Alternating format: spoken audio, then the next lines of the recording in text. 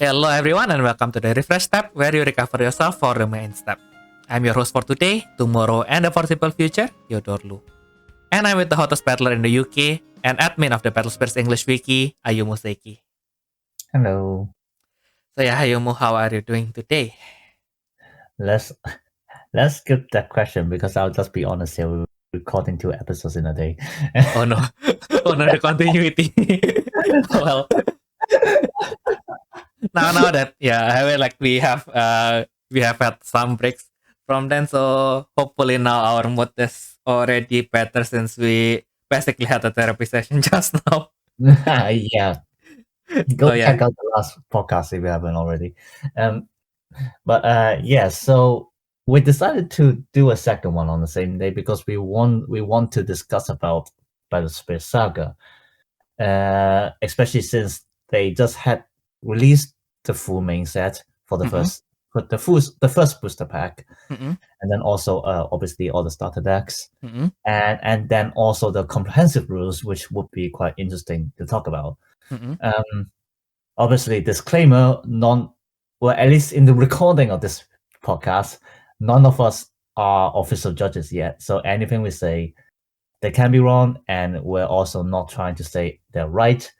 We just want to. We are just YouTubers looking for views. Yeah. Exactly. So hopefully we earn those views. Hopefully we earn those views. But yeah, still. Don't blame us if you decided to follow what we said and then you got it wrong. I know, right? No, I mean, like we of course we will probably mostly talk about our experiences, but we can be wrong mostly because we also play Battle Spirit, so we might get things mixed up, I guess. Yeah. Actually, Battle Spirit Saga will be my first English only card game. Mm-mm. I don't even know how many English only card games we have right now in the community, in the market. Mm-hmm.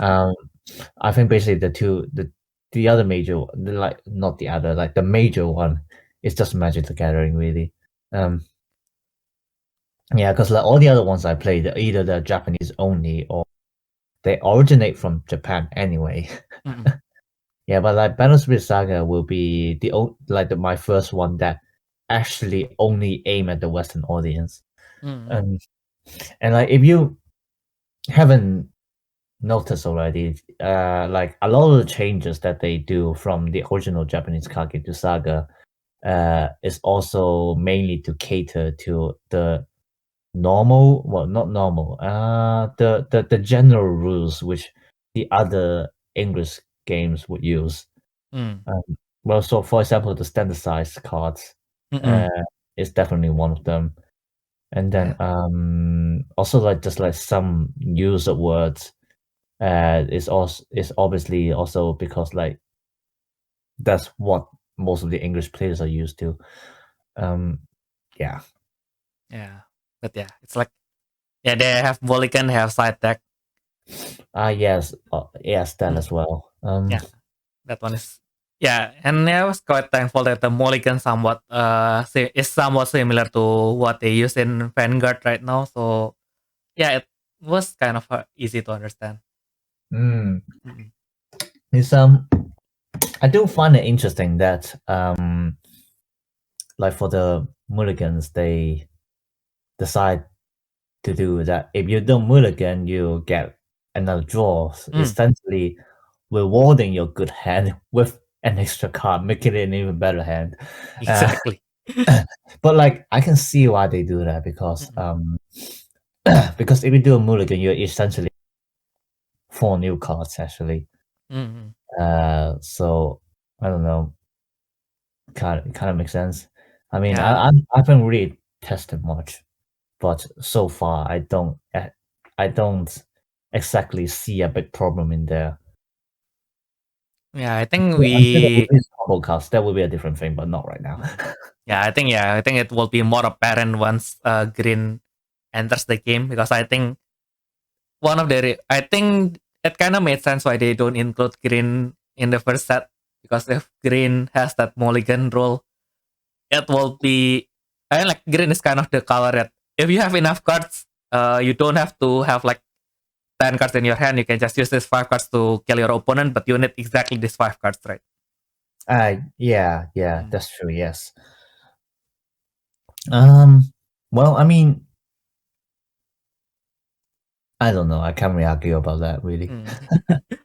Yeah, but I guess that means like if it kind of like if you play other colors against green and then you already have a good hand, you don't need a mulligan. And okay, so instead of since your green opponent has this chance to fix his hand, we will give you this one hand to help that if he draws a good hand, then you can basically have one more option to defend yourself, kind of thing. Yeah, that makes sense. Yes, yes. Yeah, just hopefully we won't get any first turn kills soon. We probably won't, but yeah. Yeah.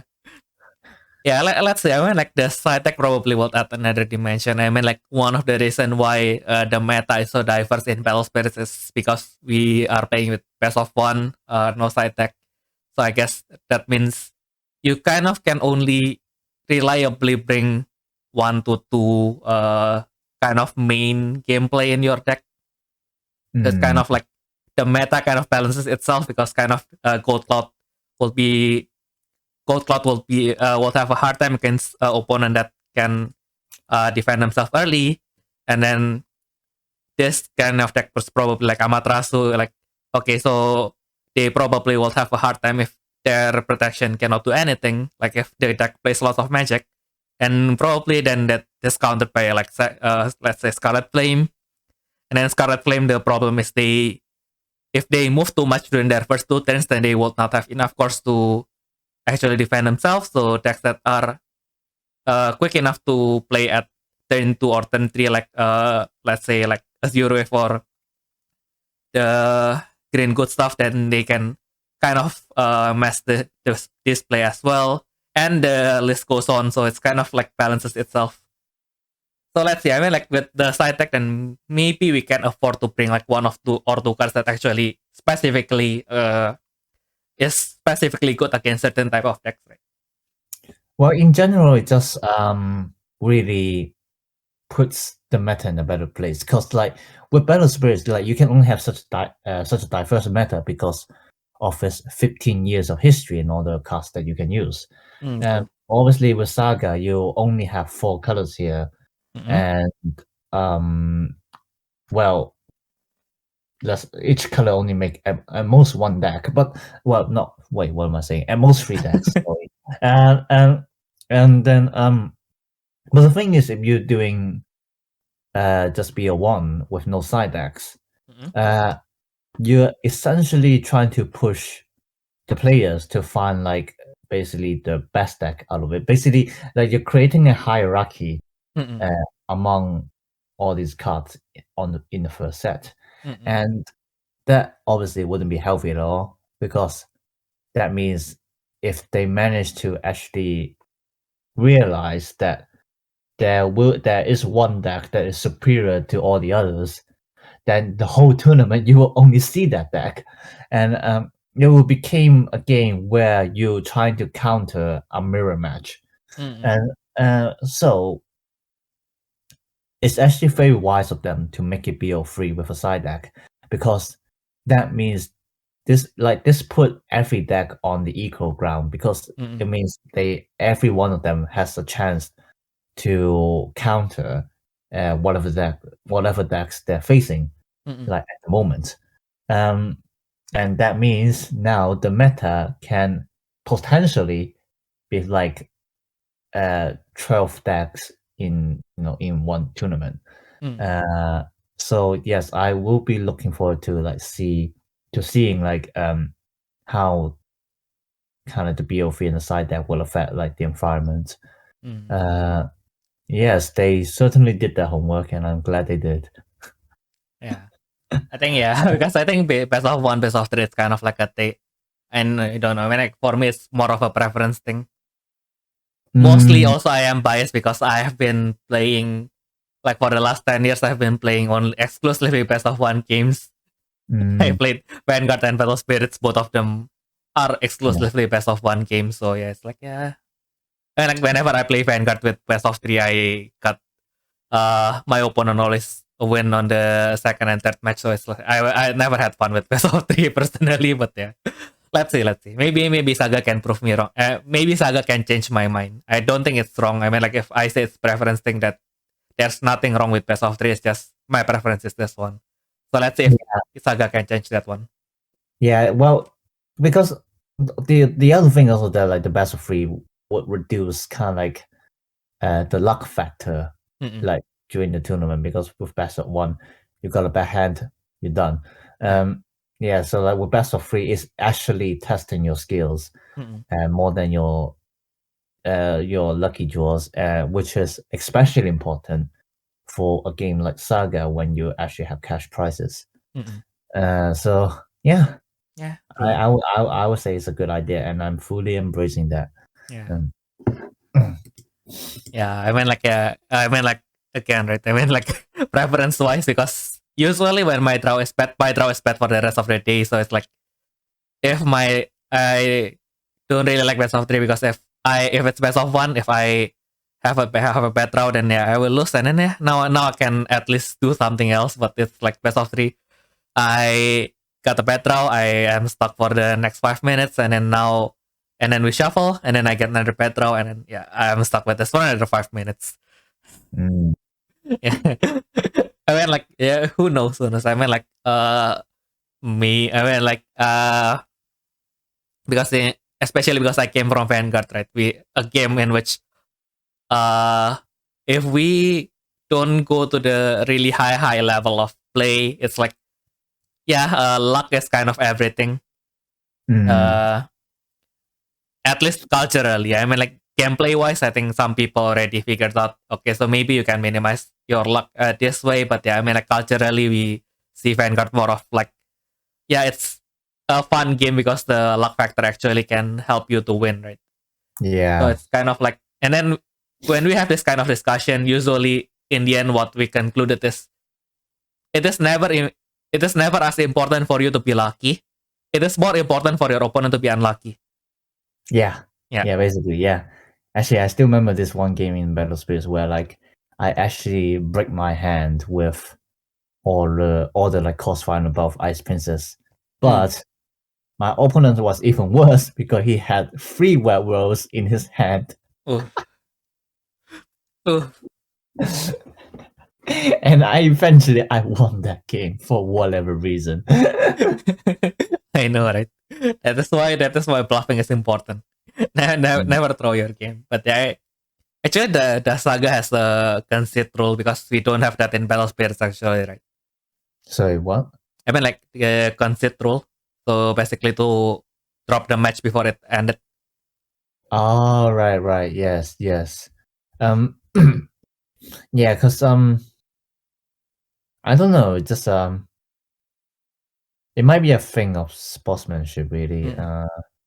It's just that like it doesn't seem good that you like throw a game just because you don't believe that you can win. It's I mean, at least personally, I do think it is kind of quite disrespectful to both yourself and the opponent. Because like, you know, like obviously you can't, like you can tell about yourself, but like for your opponent, a lot of times it's also about, I mean, well, basically every tournament participant, like besides winning, it's also about enjoying some games.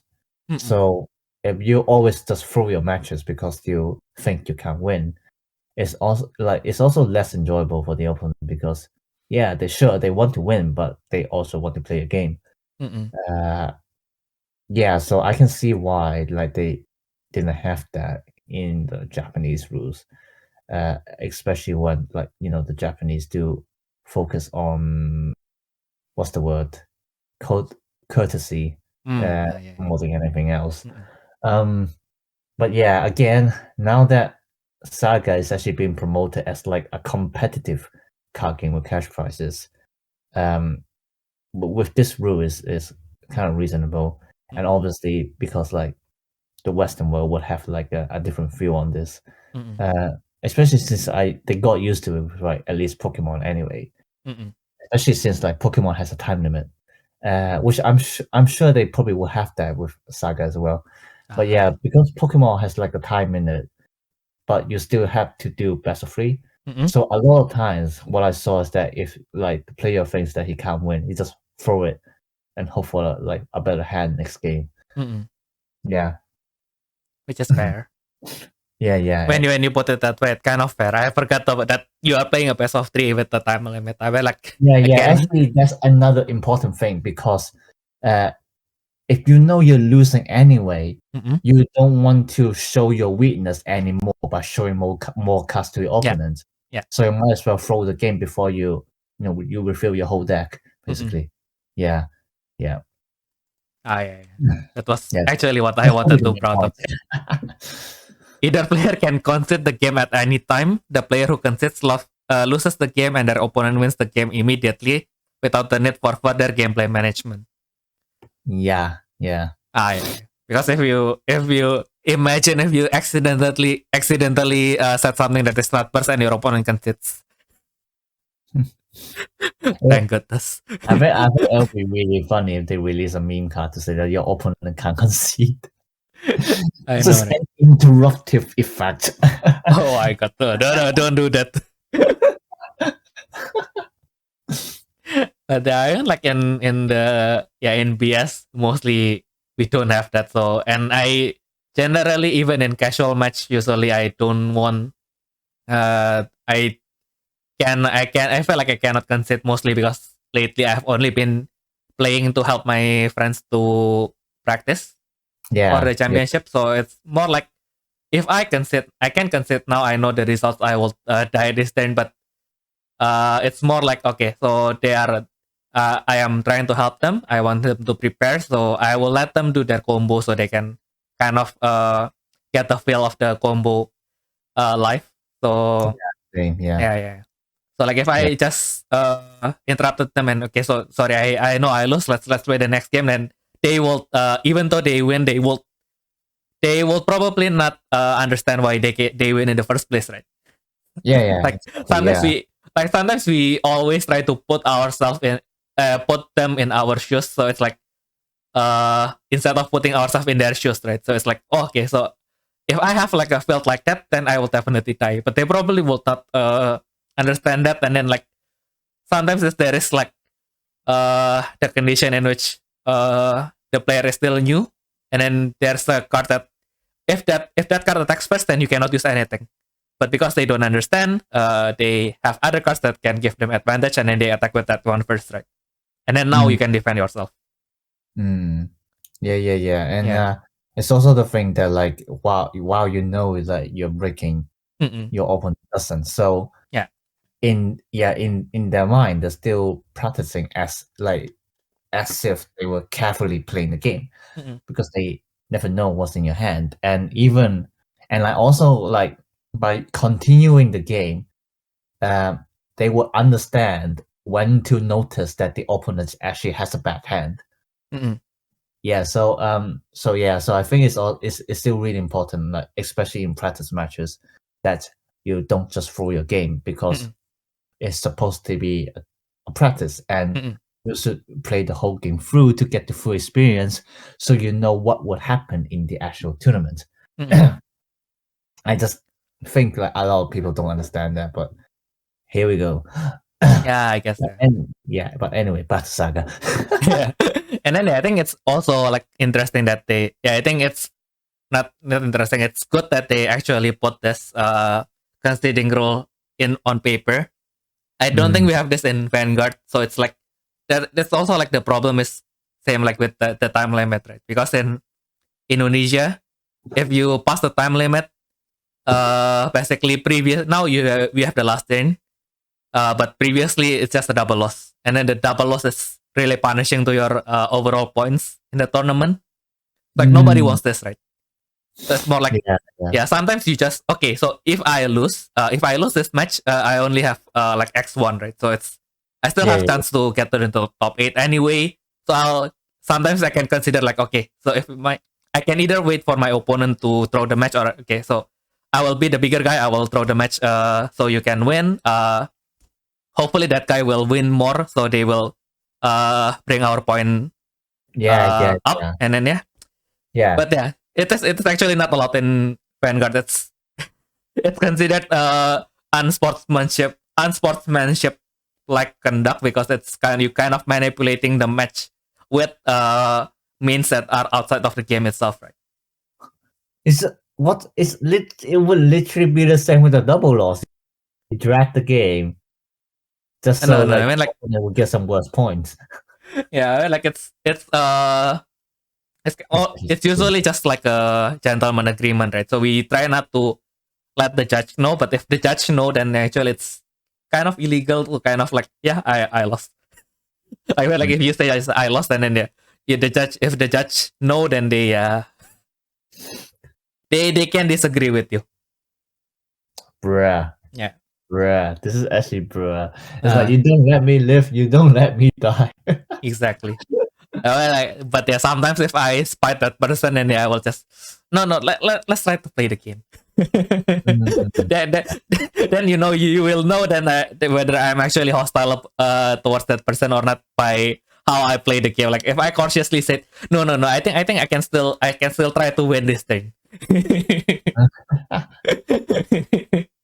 Like, I will, like, even if he said like, it's okay, I will lose, and no, we will continue this game. Oh well. I will not let you have a chance to go up there. Oh well. Anyway, back to Saga. Kind of, when I first read the rules, I kind of had the impression that it is kind of based off the earlier version of Battle Spirits, but I tried to look for the earlier cards, and I think my assumption is kind of wrong. Or maybe it's the English version, and the English version was different from the beginning, and I just didn't realize that. I think well, even for the beginning of Battle Spirits, I think the rules were still very different to like the ones with Saga. Because obviously, for the original game, they clearly didn't think things through. If for example, like a lot of like effect wordings were still very inconsistent, which obviously isn't the case in Saga. I mean, there are still some debates on some wordings and anything like that. Like, for example, with Saga, they separated timings into when and while. So they get when attacks, and they also get while attacking, etc. And I remember there's this specific case that the community was debating, whether this particular card. Let me try to find it. I think because that card actually can only destroy spirit that has when attack effect. Right. Yeah. There was this one card that says, there we go. Frost Tree Goddess air. There you go. Which says, like, basically you can boost a call on a spirit with when this spirit blocks effect. But then we have this thing called Stream Octa.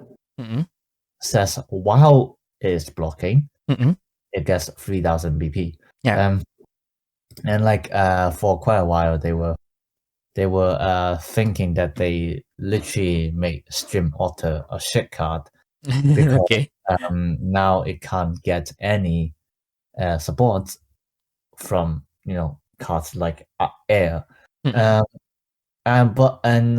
obviously, because at that time the comprehensive rules still weren't out yet, so it was still a lot of assumption. But now that I see it, since they are being specific with armor, like saying that armor, basically the effect of armor is basically this spirit can't be selected by the mentioned colors, which means like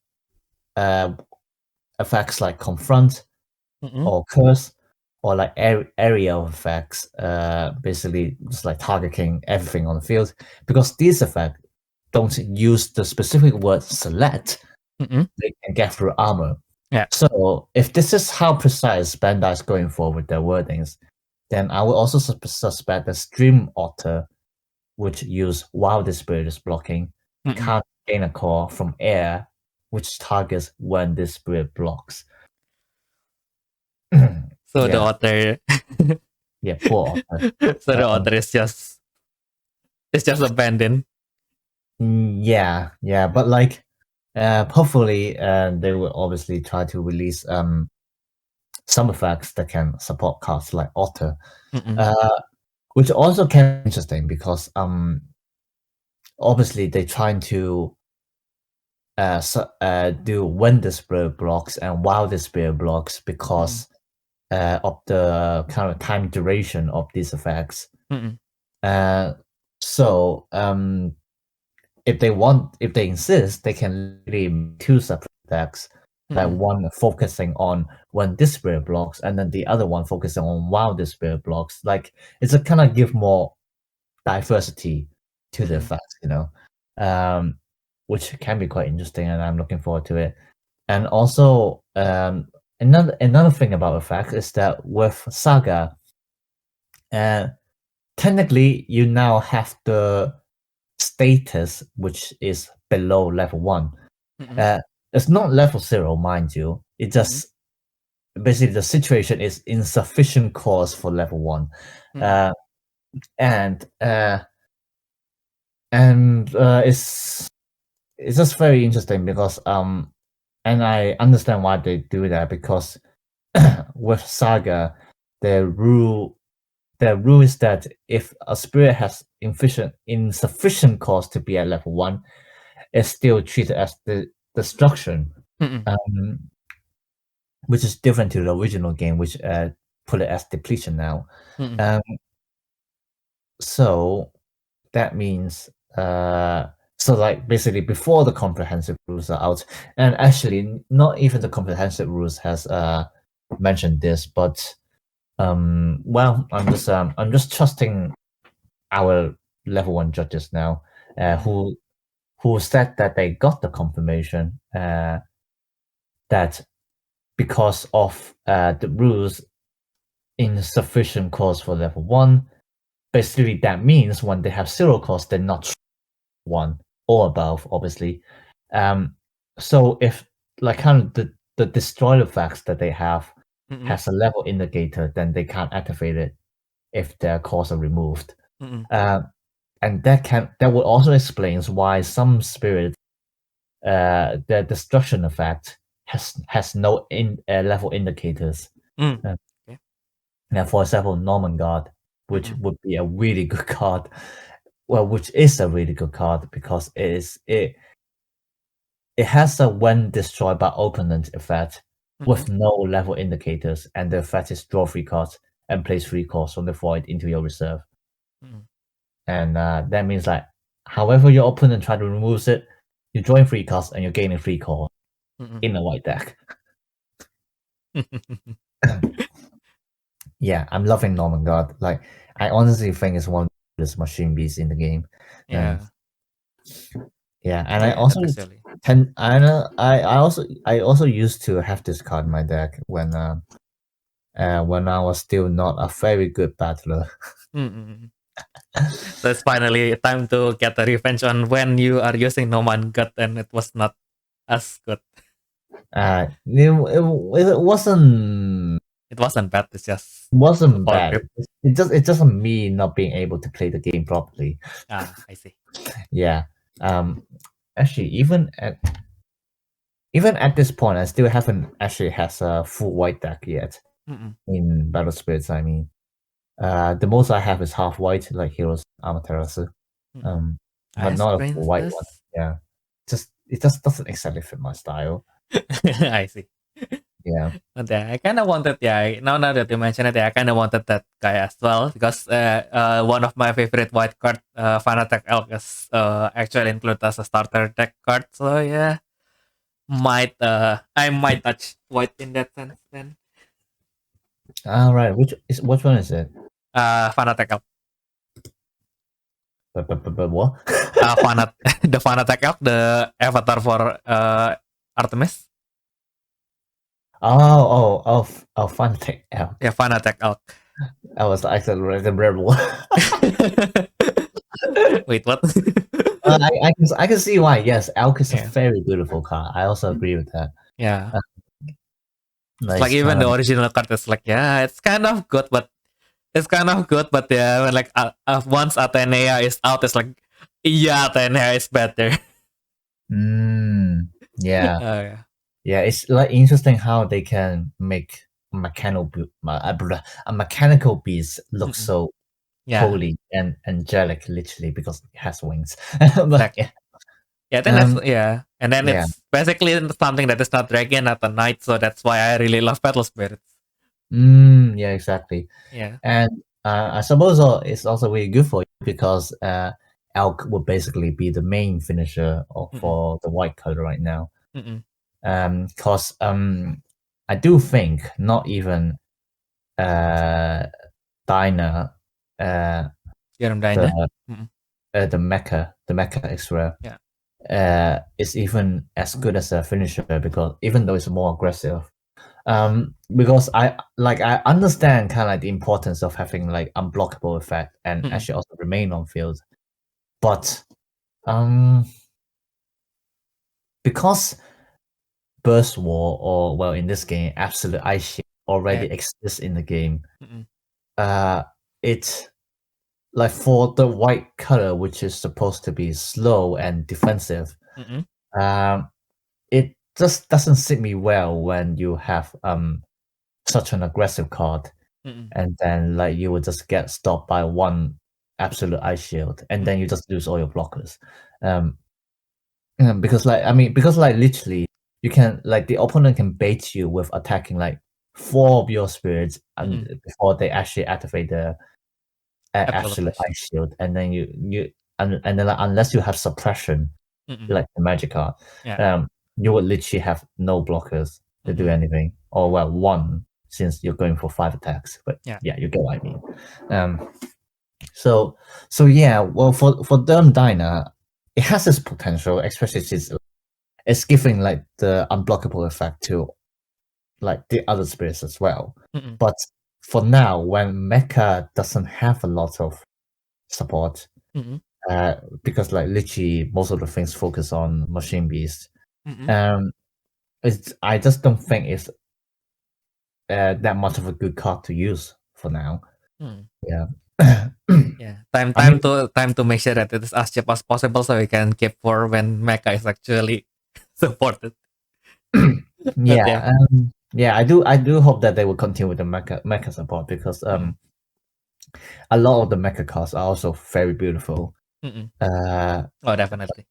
Yeah. So like, it would be nice if they can, continue the support just to like, release another deck with very beautiful cards, basically. I don't know what I'm saying, but yeah. And then now, yes, since we are in the topic of void, I've been looking at this one particular card in the ruling group, like this card that I thought like, the one that Procedy uses in his video. I thought he just made it up, and then turns out we actually have a Buffalo Bill. Yeah, pro Seti, he literally has to declare to the channel this is an actual card. Buffalo Bill. It's like, this guy's being funny, and then I saw the card Buffalo Bill. We actually have this.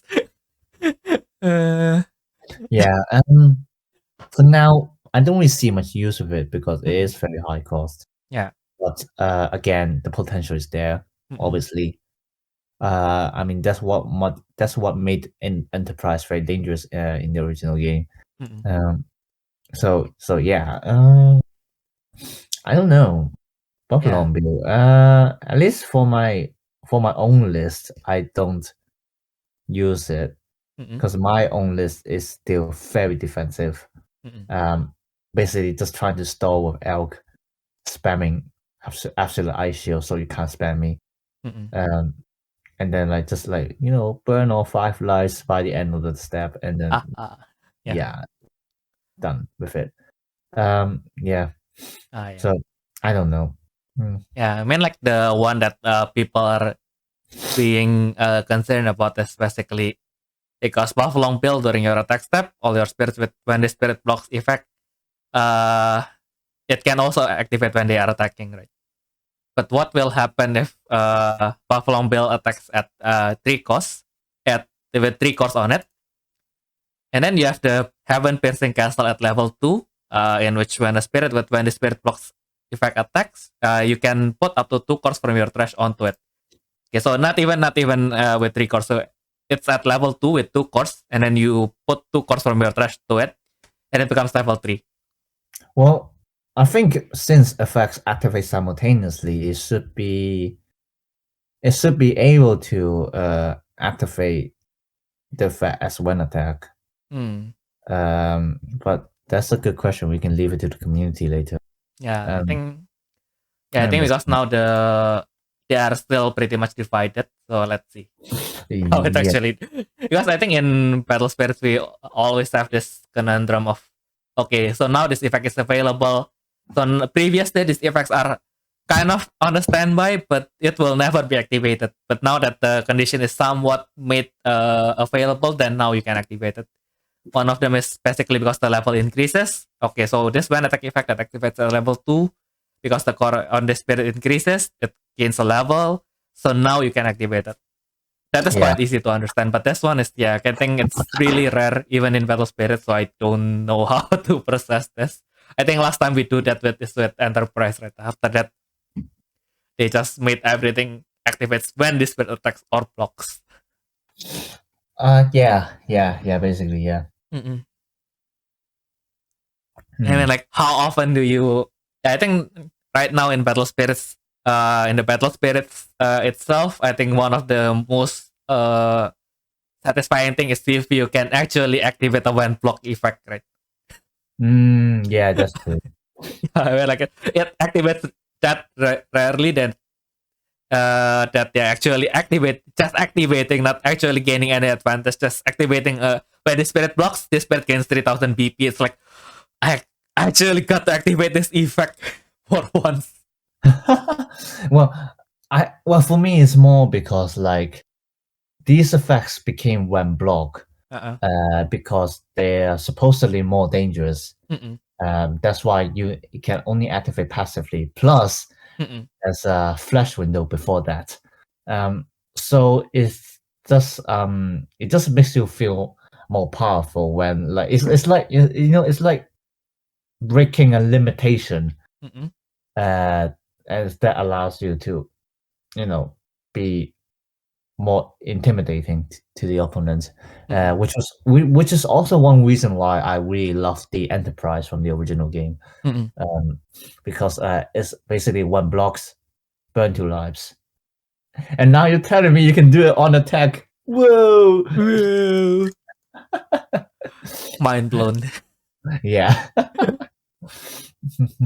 Oh yeah, when one of your purple and then this ancient amethyst palace, when one of your purple spirit is destroyed, select one of your opponent's spirit, remove a core from it, and place it onto the reserve. Which one? Ancient amethyst palace. I'm trying to find it. I'm still trying to remember all the cards. I think it's also interesting. Like for some reason, like Battle Spirits, they have like different. I mean, like back then when they have that decorative English name on it, they always make like they sometimes have different names for the English version, right? And then during the burst era, they just name everything with burst something, and then when you see the Japanese, it's all kanji, and then when you read it, it's like, damn, if this name is used at the top, that will be 10 times cooler. It's like absolute actual to say the actual name of Burst Wall, right? It's the Seko Hyojun, so it's absolute. Yeah. They basically just transliterated. Yeah, and then Burst Draw is Soyu Guranbu, so it's like dancing twin flames or something. Yeah, I'm the kind of person who prefers shorter names actually, especially with magic names, because the way I see magic cards are like, and it's also, I think it's also a concept which Bandai has used in the original game, which is basically magic cards at like their names as like something that you would declare when you using a move, like kind of like how in Demon Slayer Tanjiro just goes like son of I don't know if it's Rurumai, but you get what I mean. Yeah. I think because I think in Japan it's short enough, so they don't really consider how it will translate into English, right? Yeah, and well, I mean, now that they're doing Saga as like a proper English game, I do think it's something that they should consider as well, because interestingly, English is just so wordy in this sense, that a lot of the moves just don't seem right when you kind of say it out loud. It's just like, I think it's just like the difference with languages. Obviously, this is going on to linguistic side of things, which I haven't studied. I only study literature. But like, with Japanese, like Kyojin, there's like 4 sounds. Yeah. And with how Japanese works, you basically you have to end your sound after every character. Because like Japanese barely has any sounds that like kind of drag through until they have katakana mimicking foreign words. Because, like, so like all their sounds are like precise with every character.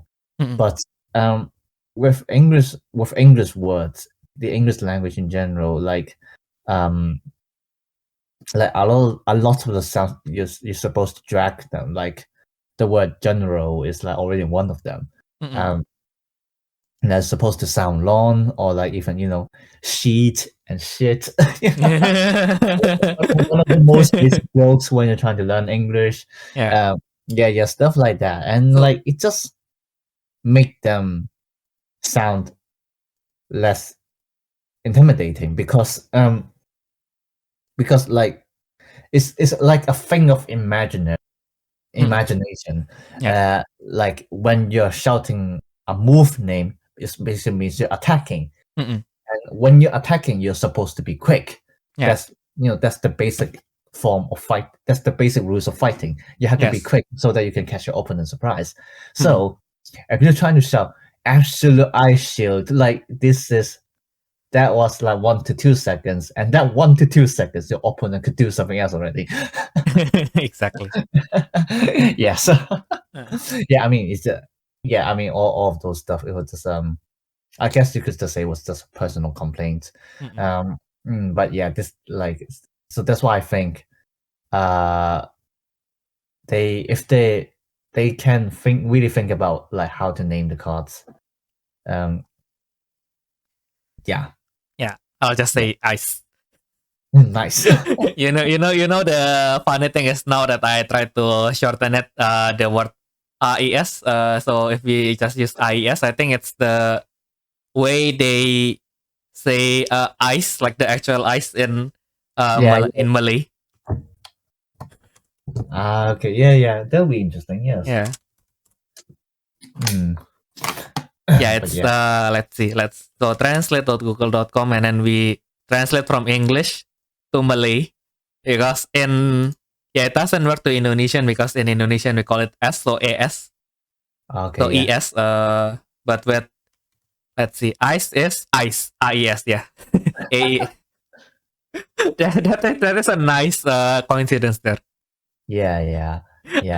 I do think with magic cards, it would be better if they put like pronunciations down to maximum 3 sounds. So like regain, countersword, they sound precise and quick.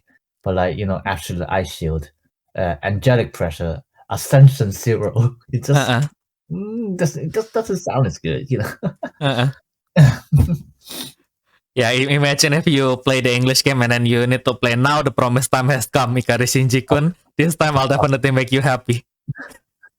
That's like a completely different monster. We don't talk about that here. I know, right? Ever since Evangelion, it was like, okay, now we would not try to limit ourselves with with the word count. Oh, those extreme games was hilarious. I know, right? But yeah, Muramatsu-san was really dedicated to his craft. Like if I was in his position, I was like, yeah, Kore Hatsudo shimasu. Koromachiko Hatsudo shimasu. I will try to rate it for 2 seconds and then give up. And then I had a good laugh with whoever I'm playing against. But yeah, I think I do have fun Mm-mm. pronouncing them. Mm-mm. And I just realized I just realized my input voice has always been my MacBook instead of my mic. Fucking hell. Oh yeah, but it was good. It was nice. Imagine that your Mac microphone is actually better than my microphone. Absolutely. Yeah, I think when the OCD is just acting out right now. Whatever. Yeah, I think when the middle of the month come, I will finally buy not a totally good microphone, but at least the microphone that I used to use in Indonesia. Which is I mean like the brand is more familiar to me, so I hope that it can actually be better than this one. This one I kind of buy it in a sale, and then it was a full set with the arm and everything. So yeah, I guess that's kind of okay. Totally not coping. Yeah. Anyway. Yeah, back to Saga. Another thing I do find interesting is that they do try to mimic the kind of the starting point of the original game as well, because well, according to Professor Moria, which is one of the Battle Spirits YouTubers who basically records down, or well, more like research about the history of the game. The first meta decks in like Battle Spirits, like basically when only the first set was out, was Green Rush, Purple Control, Red Control, these three. White is completely ignored that they were shit. And then Benda, and then like with Saga, they basically trying to pull up the same thing as well. So obviously we don't have the green color yet, but we do have Yellow Rush already. And then we do have Purple Control in some form, at least as Blood Cursed. Or actually they just carry over the whole win condition of Purple Control, which is remove every opposing spirit with one down to 1 core first, and then just deplete off them with another AoE effect. Which was exactly what they did in the original game. And then and then what else? Yes, the Red Control. So in the original game for Red Control, they relied on the first promo X-Rare, which was Lion Howl. And then his effect was basically on summon, destroy everything that's 3000 PP or less. Okay. And for each one, draw a card. And this is obviously nerfed in the Saga. With well, I mean we do have Adnifon, which can destroy 4,000 BP or less, but they have to have 1 summon effects as well. Okay. And then the other AoE destruction effect we have is Thunder Leon, which is instead of drawing, is only locking when destroyed effects. And like both these changes already just like basically make it very different to Lion Howl, and unfortunately won't be able to actually replicate the Red Control with Lion Howl from the original game. Because in this early stage of the game, the 1000 BP difference is actually very crucial. Especially with a lot of cards like Leon himself, for example, with like the base BP being 3000, or even like some of the like now that I see it, like a lot of like just like cost 3 or more cards are already above 2000 BP. So basically Leon can literally be only a tech card against rush decks, but it can't really become one of the main pieces of control itself. And plus, because it doesn't draw, so it doesn't really compensate kind of the high cost which you had to summon it out. Because like Lion How in the original game, it was 8 cost with only 3 reduction. But in turns, by paying 5 cost, you can like draw a lot of cards basically, and even though you can, it doesn't cover up kind of the cost that you're using. It does it does fill up your hand, which means you can get more control tactics for your next turn. And basically that means you won't just summon Lion How and then oops, it's only 1 spirit, I can't finish you. And I lose all my control pieces. Yeah, things like that. So yeah, it's like, but like they obviously did kind of like take reference to like kind of like the environment back in the first set of the original game, and they made it better here because you can actually you can like clearly see the cycle of the food chain of the decks with each other. Like it's the obvious one of like mid-range decks being better than rush decks, control decks being better than mid-range decks, and then rush decks being better than control decks. Like for example, the white cards, barely any of them have armor against yellow. Yeah, and like but obviously because that's to provide the leeway for rush decks to actually get through the very defensive color. And then but then like on the other hand, you have mid-range cards from red and purple like Leon or like the Cursed Dragon, in purple, that can do an AoE effect, which can basically stops the spam attacks. And because this is like the early stage of the game, it also means that the rush decks can't recover from this, at least not easily. Because like, well, I mean, based on my own experience, like if you just throw all your spirits out, your hand is empty, and if your whole field, if your whole board got wiped out just with that, then you can literally do nothing on your next turn, and you're basically just waiting to lose the game. So yeah, it's just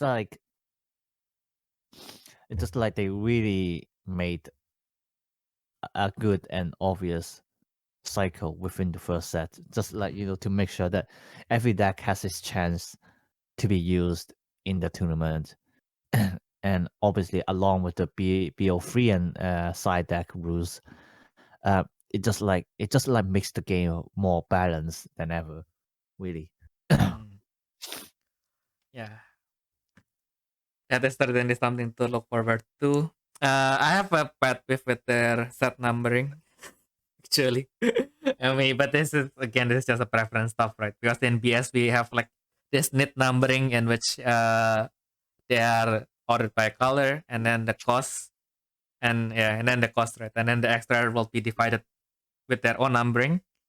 But yeah, I think in BSS they took the approach of, okay, so we group everything that has the same family onto one numbering group.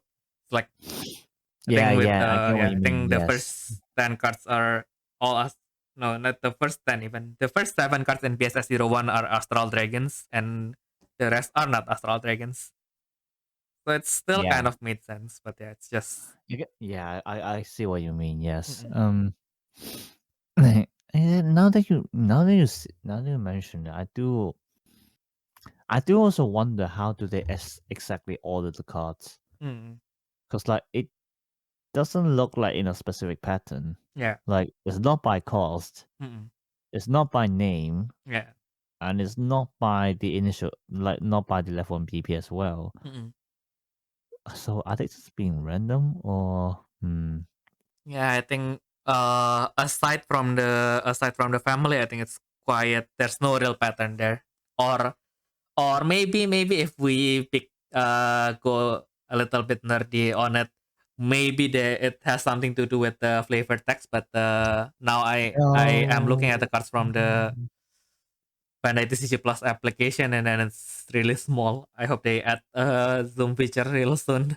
No, actually, no. Wait. I see it now. Wow, this is actually okay. Interesting.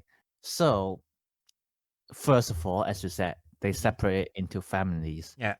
And then within the family, they are ordered in rarity in descending order. Ah, I see. Yeah. So Oh, it's yeah. X, Then that made more sense. yeah. So it's X rare and then rare and then uncommon and then common. Yeah. And then within the same rarity, they order it in ascending order by the cost. Ah, I see. Yeah, that much more sense. Freaking hell, man. Oh my goodness. Well, yeah, I do think it doesn't make it look a bit more messy, but Yeah. like at least I can see the logic there. So that's fine. Yeah. That's fine. And but now that okay, and then actually no, I wonder how did they order the family then? Yeah, I think that's kind of deliberate. Probably.